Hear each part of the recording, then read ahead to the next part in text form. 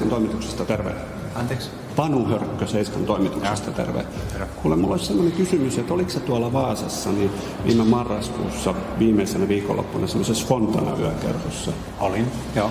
Okei, oliko sä siellä, vietitkö sä aikaa tämmöisen parikymppisen opiskelijatytön kanssa siellä? Joo, kyllä. Ja sitten lähditte hänen kanssa yhdessä jatkoille, meillä on valokuvia ja kaikkia. Ei, toihan on Fontanasta. On, joo. Mutta poistuitteko yhdessä yökerhossa? Joo, lähdin kotiin siitä. Lähtikö tämä tyttö sun mukaan? Ei. Mites kun meillä on taas lukutset silmilläkin havainnut siitä, että te menitte teidän asunnolle siihen semmoiseen siniseen puutaloon? En asu sinisessä puutalossa. Mutta siinä sä tiedät, mitä mä tarkoitan sitä teidän kotia. Joo, en ole mennyt. Onko tämä tyttö ollut sun luona? Ei ole ollut. Ja mites kun mä jututin tätä tyttöä, niin hän kertoi, että hän on ollut teidän luona.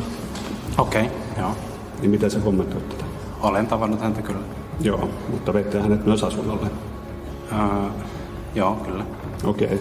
No mites siellä asunnolla tapahtui? Hän kävi meille ja sitten lähti kotiin. Oliko teillä jonkin sortista intiimä kanssakäymistä siellä? Ei ole. Onko ihan varma? On.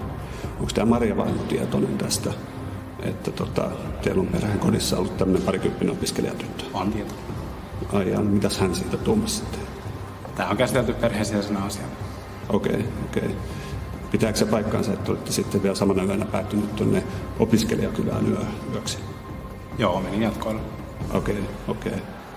Ja teillä on kaikki avioliitossa ihan hyvin, vaikka tällaista tapahtuu? Kyllä. Okei. Oletteko te omasta mielestä toiminut mitenkään sopimattomasti tässä? En ole toiminut. Ettekö mitään harkitsemattomasti? En ole toiminut. No minkä takia sä äsken valehtelit mulle, että sä oot mennyt kotiin ja tyttö ja lähtenyt sun mukaan? No, en halua näitä yksityisiä asioita käsitellä julkisesti. Mutta päätit silti valehdella? Tein sen vielä. Okei. No ei mulla muuta kysyttävää. Toivotaan hyvää päivänjatkoa. Kiitos.